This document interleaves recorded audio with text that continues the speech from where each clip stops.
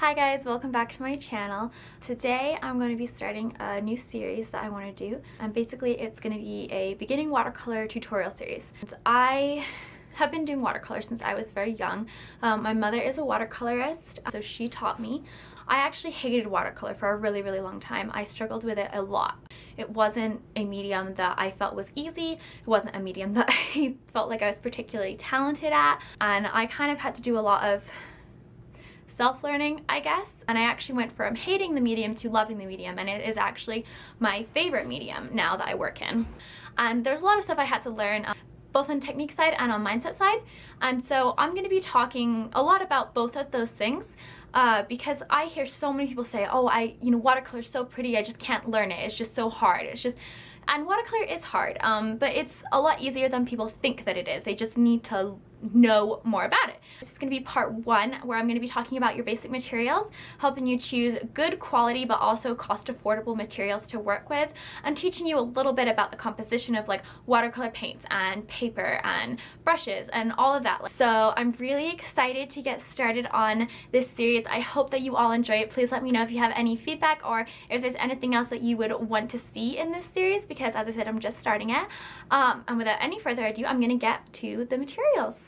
There's quite a few materials that you need, but your three basic materials are going to be your paints, your brushes, and your watercolor paper, and those are going to be the ones that I'm going to go into the most depth about. And what I'm going to start with talking about is going to be the paint. Paint is one of those things where quality really does make a big difference. It's going to make a difference in your pigmentation. It's going to make a difference in how hard you have to scrub at the paper. You know, you don't want to be scrubbing at the paper to try and get some color off your brush. That's going to be a huge factor in how successful you are and how frustrated you get. So I'm going to be talking about student quality and artist quality. There are three different types of paint that I personally believe. So there's going to be your artist quality paints. Those are going to be the higher brand paints. They're going to be significantly more expensive, and they're going to have a lot more pigmentation in them. They're also going to have a lot less filler. Filler is something like kaolin or chalk, and it gets put in paint to make it cheaper. The problem with filler is it can make your paints more opaque, and that's not good. And I'm going to talk about that in a little bit. But before I get distracted, I'm going to digress onto student quality paints. Student quality paints are kind of in the middle. They are exactly what it means. They're for students. So student quality paints, there's a lot of really great student quality paints out there, and they are the paints that I do recommend most for beginners. And the last brand of paint is going to be what I call the elementary grade. This is that stuff that you see. It's in the little plastic containers, and they're usually round, and they're filled with tubs, and they come with those black bristly brushes. Don't get those. Those aren't real watercolors. That's like food coloring, and no, those are terrible. So now I've kind of talked about student, professional, elementary, whatever. You should really know the basics of what watercolor paint is. So all paint is going to be formed of three things. It's going to be formed of pigment, so that's going to be either a natural pigment or a artificial pigment. So that's, you know, like your ground up color. The second thing in paint is going to be a binder. Now, the binder is what makes the paint stick to the paper, because if you just have the pigment and something to make it wet, it's not going to stick to the paper, it's just going to fall off. So the binder in watercolor paints is going to be primarily gum arabic. However, there's also honey used. It's going to be used more in artist quality paints. You're going to find a mixture of honey and gum arabic. And then the last thing that you're going to need in a paint is going to be the vehicle. And the vehicle is basically what makes the paint wet. So for example, in oil paint, the vehicle is oil. However, in watercolor paint, the vehicle is actually going to be the water in your brush. That's kind of the basics of what watercolor paint is made out of. Like I mentioned before, some companies do put in fillers, and the cheaper the watercolor paints, the more filler there is going to be in there. Now, I mentioned before that filler is something that can make your paint opaque. Now, watercolor paint needs to be transparent. One of the most important things about watercolor paint is it is a translucent paint. When you have a watercolor paint that is too opaque, or when you use too thick of watercolor paint, it looks muddy, and it looks chalky, and it doesn't have that really pretty watercolor quality, which is why you'd be using watercolor paint. So I have a couple examples of this. And what we have here is two watercolor paints. Now this guy right here, now this is going to be the Taylor and Rowney student quality paints. You can tell it has a lot of filler in, and the reason you can tell us is because there's been a black line drawn. Now the paint is covering that black line, and it looks quite opaque. You can see the paint sitting on top of the black line. In comparison, this guy over here, this is going to be the nicest paints that I have. These are my Schminkes. This is my artist quality paint.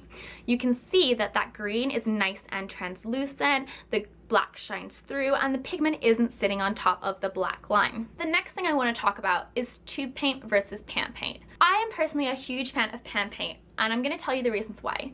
Tube paint, when you pour it out of the tube, it's going to come out wet. Now the problem with this is that a lot of watercolor artists, when they go to pick up that paint, they don't add enough water. So they just kind of pick up the pure pigment and then they smear it on, and it's thick and it's opaque and you lose that translucent quality. So I think that pans are significantly easier, especially for the beginner, because it avoids you accidentally getting too much pigment and muddying up your painting. Or there are a couple advantages to it. What you can do with pan paint is you can buy a palette and you can pour the pan paint in and let it dry. Now, this is going to be advantageous for a couple reasons. You're going to get all those benefits of a pan paint with it being dry because you can easily re-wet it. It works exactly the same. But tube paint is going to be significantly cheaper. But for those of you that are looking to buy your first watercolor kit, I would recommend buying tubes and pouring them into your own pan and letting them dry. If you do want to go with a pan paint, there's going to be two different types of pan paint. The first pan paint is going to be poured pan paint, and the second pan paint is going to be extruded pan paint. Basically, these are different ways that the company gets the paint in the pan. So poured pan paint, it's going to be that tube paint, and then it's poured while it's liquid into the pan and let set and dry. This is highly advantageous because it's just going to give you a higher pigmentation. It's smoother. They don't have to add anything else into it.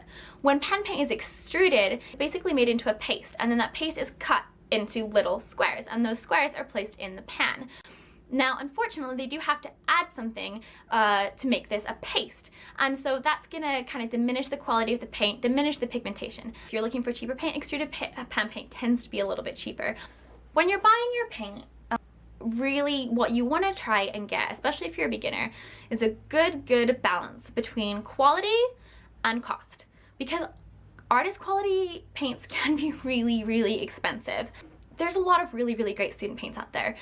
You may not get a pure cadmium. For example, it may not be an actual natural pigment. An artist quality paint is going to have, say, the actual pigment, whereas a student quality paint may have cadmium red hue, which is an artificial cadmium red. Student quality paints aren't going to be quite as pigmented, and they're not going to be quite as light fast. I have with me 6 different paint sets that I'm going to show you. So the first one is going to be the Daler and Rowney student quality paint. So I have this.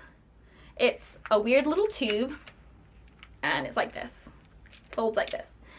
Super messy. All of my paints are going to be really messy. Now, the Daler and Rowney student quality, they're not terrible. They tend to dry really hard, and they really aren't very pigmented. They do have a lot of filler in them, as I showed you with this one. This is an example of all of the paints that I'm going to be showing you.